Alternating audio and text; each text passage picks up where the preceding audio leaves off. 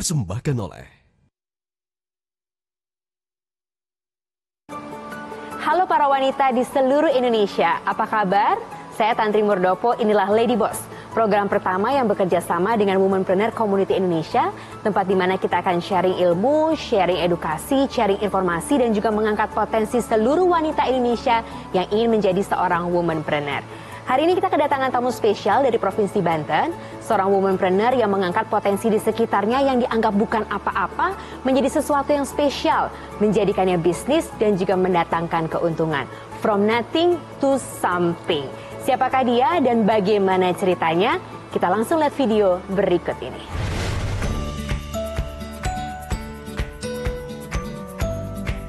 Indonesia memiliki kekayaan alam yang melimpah. Bila dimanfaatkan dan dikelola dengan baik, kekayaan alam bisa berdampak bagi kemajuan ekonomi Indonesia. Salah satunya tanaman eceng gondok, jenis tanaman air yang tumbuh mengapung dan kerap dianggap tidak bermanfaat. Ratu eceng gondok itulah panggilan bagi Iko Damayanti, seorang ibu rumah tangga dari kawasan Kunciran Jaya, Banten. Di tangan Iko, eceng gondok diolah menjadi produk unik dan cantik yang laris manis di pasaran. Mulai dari aneka tas, box serbaguna, vas bunga, hingga karpet yang dibanderol dari Rp50.000 hingga Rp3 juta. Sejak berdiri tahun 2008, kini CV Sahabat Alam Handicraft atau yang kenal sebagai brand Iko Ratu Eceng telah mencapai omset hingga puluhan juta rupiah per bulannya. Kini, Iko pun telah memiliki beberapa tenaga kerja yang merupakan warga dari daerah sekitarnya. Bahkan, produk anyaman Iko Ratu Eceng pun kini mampu menembus pasar ekspor seperti Amerika Serikat setelah mengikuti berbagai pameran dan pemasaran lewat media sosial. Ya, itu tadi eceng gondok yang dianggap hama atau gulma menjadi sesuatu hal yang spesial. Langsung aja kita ngobrol-ngobrol sama Ratu Eceng Gondok. Mbak Iko, apa kabar? Alhamdulillah, baik. Ini pertemuan pertama sampai eceng gondok tuh ceritanya gimana? Ceritanya itu dari tahun 2007, aku mengikuti pelatihan di Jogja. Nah, pulang pelatihan itu aku kembangkan secara otodidak sampai saat ini. Karena memang potensi yang ada di wilayah kita adalah eceng gondok. Di Banten? Ya, jadi masih banyak, itu kan sebetulnya gulma ya? Sebetulnya hama kan ya? Ya, sebenarnya hama, tapi ketika kita manfaatkan, kita kreasikan, akhirnya menjadi nilai yang memiliki nilai tersendiri.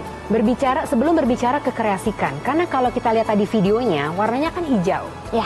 Sekarang yang udah diolah warnanya coklat. Ya. Jadi sebetulnya prosesnya? Ya, prosesnya adalah ketika setelah kita ambil dari situ Cipondo, itu eceng gondoknya ada proses pengasapan. Proses pengasapan itu menggunakan belerang. Jadi eceng gondoknya kita bikin pengapian dulu. Setelah ada pengapian, baru eceng gondoknya kita taruh di atas pengapian, kita tutup menggunakan terpal. Keesokan paginya dia sudah berubah warna menjadi kekuningan. Cuma memang masih basah. Akhirnya kita jemur dan seperti sekarang. Nah, proses itu tahunya dari mana ya, Mbak? Yang tadi saya bilang tahun 2007 itu mungkin proses menganyam saja saya belajarnya. Dan setelah mendapat ilmu menganyam itu selebihnya otodidak. Dari mulai bagaimana cara pengasapan, dari mulai bagaimana bisa menghasilkan produk-produk yang bagus, itu selebihnya otodidak. Jadi trial and error? Ya. Banyakan errornya apa banyakan berhasilnya waktu itu? Error yang menghasilkan. Kalau kita lihat di sini kan memang ada tas. Ya. Tapi lalu? Ya, memang produk kita itu beraneka ragam, Mbak. Dari mulai tas, keranjang serbaguna, cover pot, ada tikar, ada sofa, ada sendal. Yang best seller yang mana? Yang paling diminati? Yang best seller untuk tahun ini adalah keranjang-keranjang. Kayaknya orang memang back to nature ya, jadi memang rumahnya pengennya ada hiasan-hiasan yang memang terbuat dari serat alam. Emang ini gampang ya bikinnya? Alhamdulillah gampang. Mau coba kah? Oh, aku ditantang. Oke, boleh. Aku juga mau coba. Gimana? Ini dianyam sendiri? Iya, dianyam sendiri. Bikin sendiri? Iya. Kita bikin sendiri. Ini aku? Ya, silahkan. Wow, ini dasarnya udah dibuat? Iya, dasarnya udah dibuat. Ini yang dua ini, ada bagian atas, ada bagian bawah. Jadi aku megangnya bagian atas ini. Ya, Nanti tinggal karena aku ditantang, jadi mari kita coba. Katanya sih gampang, katanya Mbak Iko. Ya, cuma tinggal tukar posisi. ini kok bentuknya kita beda Mbak, ini ya, apa? yang dipegang sama Mbaknya itu untuk dijadikan placemat kalau ukurannya 30 cm. Placemat itu berarti Tatakan stiker ya, piring. tatakan piring atau apa Nah ya? kalau untuk yang lebih besar lagi itu bisa kita jadikan tikar. Biasanya itu yang ukuran 100 cm, 150 bahkan sampai 250 cm itu untuk tikar. Itu? Kalau ini bisa untuk cover pot gantung, bisa untuk tas.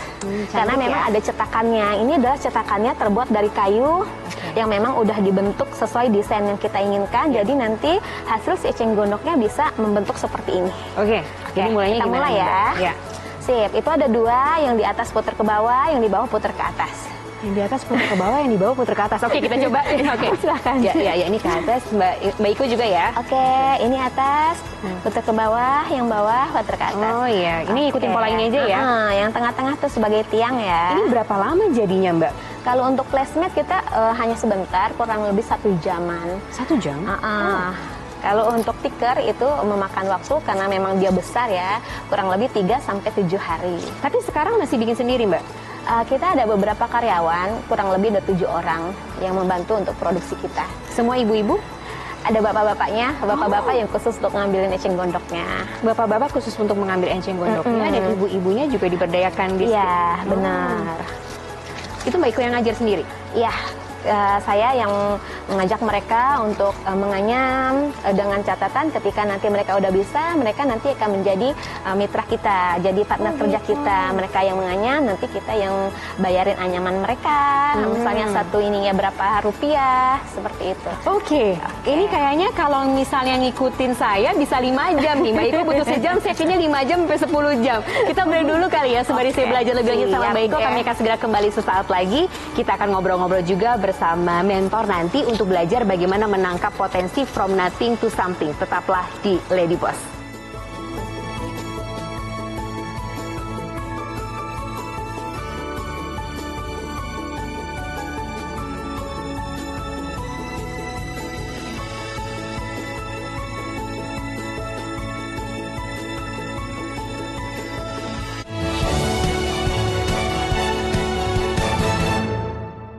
Dipersembahkan oleh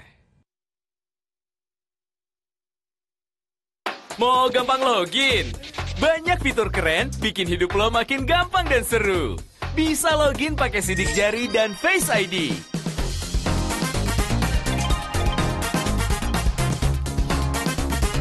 Atau ganti nomor rekening pakai nama kerenmu. Bisa dapat mutasi rekening sampai 12 bulan? Download keseruan Brimo sekarang. Brimo, login keseruanmu.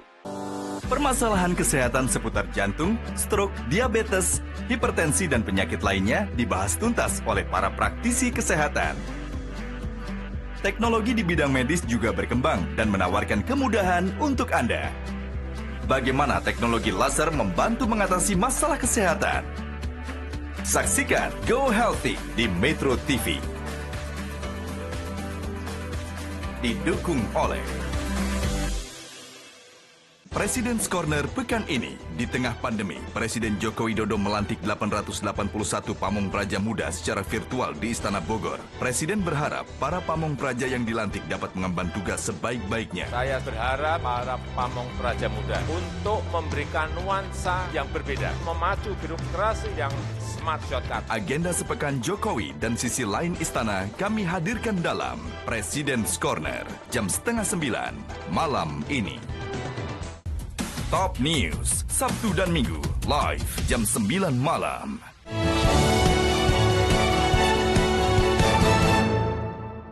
dipersembahkan oleh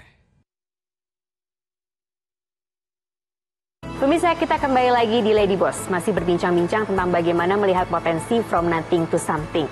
Tamu kita memang Ratu Enceng Gondok, jadi melihat bagaimana potensi enceng gondok di sekelilingnya untuk menjadikannya barang yang spesial. Tapi tentu banyak hal lain dong di sekeliling kita yang sebetulnya bisa kita jadikan potensi. Makanya kita tanya langsung sama mentor kita hari ini, Ibu Irma Sustika, founder dari Womenpreneur Community. Apa kabar Bu Irma? Halo Landry, baik sekali, sehat, alhamdulillah. Itu yang paling penting sekarang ya, harus sehat. Harus sehat, itu salam yang paling sangat penting itu ya. Bu Irma, ini kan from nothing to something. Ya. ini Mbak Iko udah mengajarkan dari enceng gondok di sekelilingnya dijadikan barang-barang yang cantik luar biasa seperti ini. Tapi kan kadang-kadang kita suka miss ya, sebetulnya banyak loh hal-hal seperti itu. Banyak sekali sebetulnya yang ada di sekeliling kita itu bisa menjadi peluang usaha loh. Misalnya gini, nggak usah jauh-jauh lihatnya, kita lihat dari rumah. Nah coba ya kita lihat di sini nih ya, ada di limbah plastik. Iya, betul. Ya. Setiap hari pasti ada ini ya? Pasti ada limbah plastik ya. Limbah plastik itu baik dari yang minuman botol atau tas kresek. Kita udah nggak boleh juga kan pakai tas kresek kan sekarang. Namun kalau keburu ada, diapain? Itu bisa banget loh diolah, dibikin jadi tas rajut tapi dari plastik kresek, lalu jadi pot bunga. Nah kalau diseriusin itu kan menjadi sebuah nilai ekonomis yang sangat luar biasa. Nah kalau kita lihat lagi juga, nah ini banyak banget sampah tekstil. Ini banyak banget ya sampah tekstil. Sampah tekstil perca-perca, bisa jadi baju, bisa jadi tas, bisa jadi bahkan orang bisa memulai usaha nggak pakai modal. Dia deketin teman-teman yang punya usaha konveksi, bagi dong percanya, saya bikin jadi tas atau jadi yang lain. Itu yang saya ajarkan ke teman-teman ya. Nggak usah pakai modal, yang penting punya mesin jahit gitu ya. Bahannya minta aja sama teman-teman yang konveksi. Gitu. Kan lucu. Jadi nggak usah beli bahan. Gitu ya. Oke, lalu kalau kita lihat juga, nah cangkang telur biasanya aku buang. Iya, nah banyak sekali loh di dapur kita, cangkang telur, sayur-sayuran yang nggak kepakai atau makanan sisa. Kalau lagi mau dibuat, itu bisa jadi pupuk. Pupuk. Oh, wow. Jadi pupuk tanaman. Kan sekarang ya, apalagi sekarang banyak yang masih di rumah gabut kan ya. Bagaimana kita mengolah sesuatu dari rumah tapi bisa menghasilkan. Dan itu kalau diseriusin tentunya bisa menjadi nilai ekonomis yang sangat tinggi. Gitu. Ini menarik nih ketika tadi Bu Irma bilangnya, tapi kalau mau diseriusin bisa menjadi usaha, karena kan niatnya mau jadi womanpreneur nih. Iya dong. Berarti langkahnya gimana sih? Idenya udah ada. Tadi kan Bu Irma udah kasih ide-ide ceritanya. Cangkang ada, kain perca ada. Lalu melangkahnya gimana setelah itu? Nah, sangat dibutuhkan kreativitas.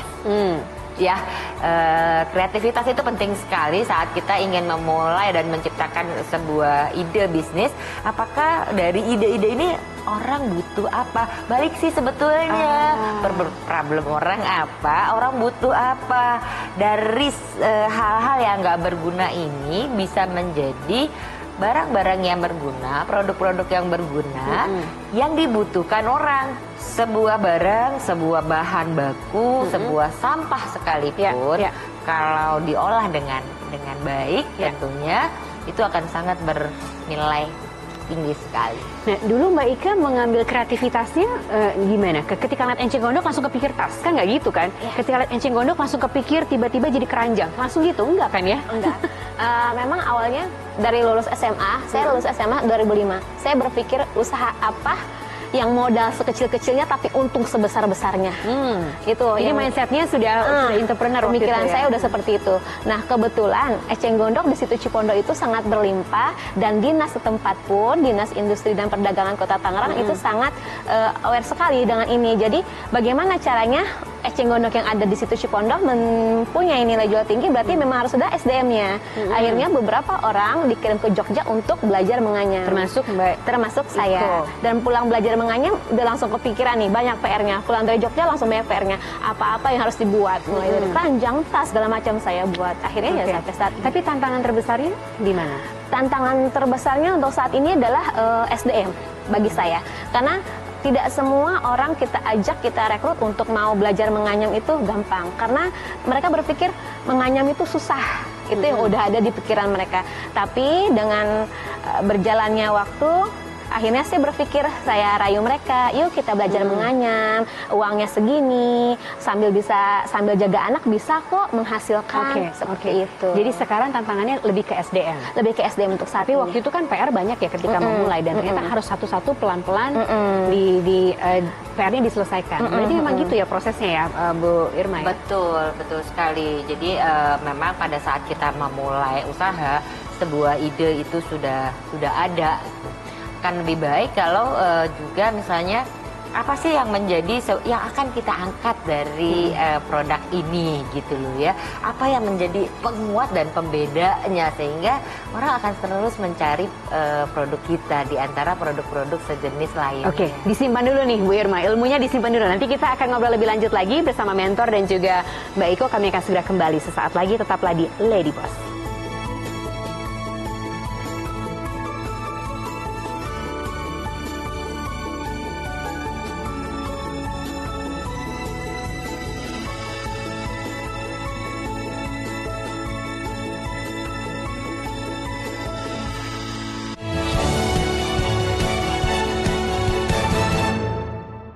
Dipersembahkan oleh Dunia penerbangan tak lagi didominasi kaum pria. Di Pusat Penerbangan Angkatan Darat hadir serikandi-serikandi hebat Indonesia. Mulai dari mekanik perempuan satu-satunya yang mampu mengutak-atik mesin heli tempur canggih Apache, hingga co-pilot perempuan yang terampil menerbangkan helikopter Bell. Komando Elang Darat ada di Angkatan Darat. Minggu 2 Agustus jam 10:30 malam. dipersembahkan oleh Prime Time News, Minggu live jam 6 sore. Mau gampang login? Banyak fitur keren bikin hidup lo makin gampang dan seru. Bisa login pakai sidik jari dan Face ID.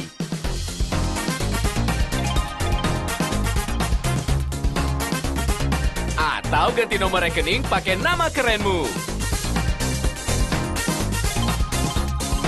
Bisa dapat mutasi rekening sampai 12 bulan? Download keseruan Brimo sekarang. Brimo, login keseruanmu.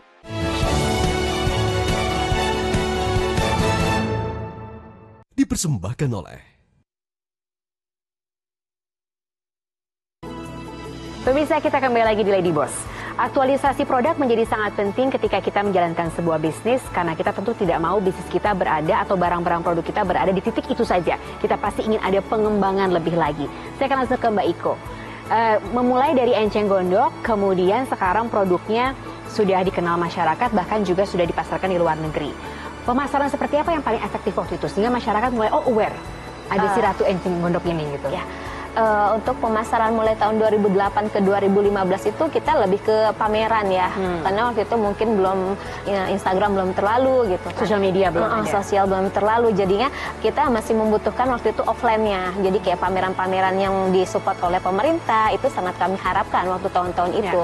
Nah cuman dengan berjalannya waktu, akhirnya sekarang dengan sosial media makin terkenal lagi produk-produk kita. Seperti itu. Sekarang udah bisa jumawa, Bu Irma, makin terkenal lagi produk-produk kita. Tapi supaya bisa jumawa seperti itu kan ada prosesnya kan, Bu Irma. Di titik mana sebetulnya yang paling penting? Aktualisasi produk seperti apa? Yang paling penting sebetulnya dalam kita mengaktualisasi produk itu harus ada sebuah identitas, ciri khas dari produk itu sehingga punya karakter. Apa sih value added dari yang dimiliki? Kenapa orang nanti akhirnya harus memilih produk? Kenapa harus memilih si Ratu Enceng Gondok yang ini? Kenapa nggak yang Ratu yang lainnya? Oke. Betul. Ada yang mau tanya bersama kita nih Mbak Iko dan juga Bu Irma. Ini dari Zahra di Bandung. Kita lihat videonya sama-sama ya. Assalamualaikum warahmatullahi wabarakatuh. Saya telah menjalani bisnis kuliner rumahan selama kurang lebih 1 tahun. Tapi hingga saat ini saya masih mengalami kesulitan untuk menciptakan image khusus untuk produk-produk yang saya tawarkan. Adakah tips bagaimana saya bisa menciptakan image tersebut agar produk yang saya tawarkan tetap terlihat profesional walaupun hanya dijual dari rumah? Persis kayak yang tadi Bu Irma terakhir cerita. Benar itu padahal ya. Jadi gimana Bu Irma jawabannya? Iya, biasanya hanya membuat produk tanpa dia tahu saya mau jual produk ini untuk siapa. Jadi marketnya dulu. Marketnya dulu tentukan saya mau jual produk ini ke siapa. Apakah mau main di level AA plus atau tengah atau bawah. sekalipun eceng gondok bisa main di A+ loh. Nah, saat kita sudah menentukan pasar yang tepat, yang jelas, kita bisa membuat, oh berarti karakter produk apa yang harus saya sematkan di sini. Ini tadi ketika Bu Irma menjelaskan, Mbak Iko udah ketawa-ketawa. Berarti sebetulnya itu yang dijalankan juga ya Mbak Iko? Atau pengalamannya gimana? Bisa di-sharing? Setiap kita menciptakan produk atau menghasilkan produk, pasti memang kita udah bilang ke karyawan, ini yang bagus tuh yang seperti ini. Ketika si tukang anyam belajar menganyam, udah harus kita jelaskan, ini seperti ini seperti ini. Ada standarnya. Ada standarnya, ada SOP-nya juga.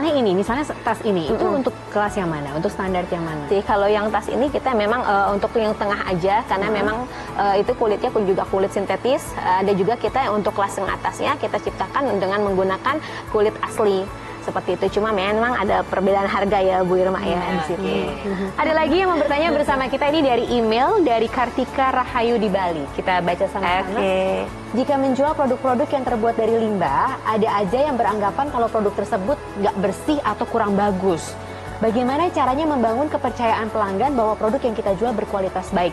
Aku ke Mbak Iko dulu kali ya pengalamannya. Ini tas ini dari enceng gondok, bayangannya kan ya di rawa-rawa gitu kan, ini gulma. Nah terus gimana? Ya, kita selalu menjelaskan ke para customer kita bahwa ini tanaman yang nggak berfungsi bisa menjadi nilai jual tinggi dengan proses yang sangat panjang, dengan penuh keuletan si pegawai-pegawainya. Dan terus di situ juga kita selalu bilang, ini anti jamur, ini produk-produk unggulan. Bilang tuh melalui apa ya? Edukasi atau? Ketika dia nyamperin, misalnya dia offline nih, dia offline, dia datang ke toko kita atau dia datang ke pameran kita, kita selalu menjelaskan semuanya tentang itu. Seperti itu. Ya. Bu Irma, karena kita berbicara from nothing to something, jadi apa pesannya untuk perempuan-perempuan Indonesia? Oke, nah sebetulnya banyak sekali ya. Kalau kita, satu adalah kreativitas dari diri kita sendiri. Nah, kita bisa lihat semua ada di sekeliling kita. Mungkin di mata orang tidak ada harganya, tapi dengan sentuhan, kreativitas, dan jelas nih pasarnya buat siapa, sehingga produk yang mungkin nggak dianggap, itu bisa bernilai jual tinggi. Jadi bukan sekedar asal bisa bikin produk sesungguhnya. Jadi produk sebuah bisnis panjang, kalau nggak menguntungkan, kan juga sayang ya, gitu loh, it take time jadinya. Gitu. Oke, kalau dari sisi womanpreneur-nya, Mbak Iko, apa pesannya untuk Lady Boss di seluruh Indonesia? Terus kreatif dan inovatif, biar apapun yang kita jalani, lihat dari apa yang dibutuhkan pasar pertama, terus kedua ya memang apa yang potensi di alam kita itu yang memang harus dikembangkan sih. Saya suka statement terakhirnya, apa yang potensi, apa yang ada di sekeliling alam kita itu yang harus kita tangkap, karena Indonesia tuh begitu kaya sebetulnya. Sangat. Terima kasih banyak Bu Irma, terima kasih banyak loh Mbak Iko, sukses terus ya. Sukses terus untuk enceng gondoknya, nanti kita akan lihat produk-produknya ada di pasar internasional lebih banyak lagi. Wow, luar biasa. Ya pemirsa, itu tadi Lady Boss untuk hari ini. Sama-sama yuk kita menjadi kreatif, kita tahu bagaimana produk-produk kita harus dipasarkan. Yang pasti from nothing to something adalah hal yang mungkin kita lakukan kalau kita mau terus berusaha dan mencari tahu titik mana yang akan kita tempuh. Kalau Anda ada pertanyaan, silakan email ke ladyboss.metrotv@gmail.com. Nanti akan kita tayangkan di setiap edisi Lady Boss berikutnya. Setiap hari Minggu jam 15 waktu Indonesia Barat hanya di Metro TV. Sampai jumpa.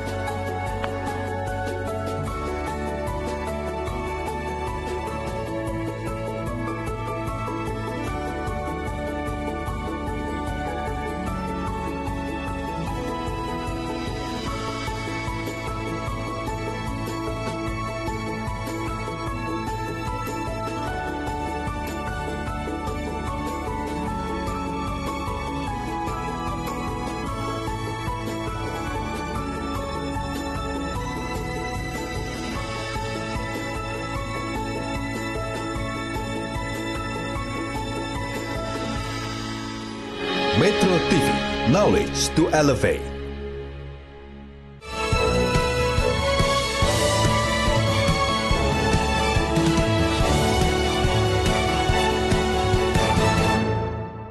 Dipersembahkan oleh Metro hari ini.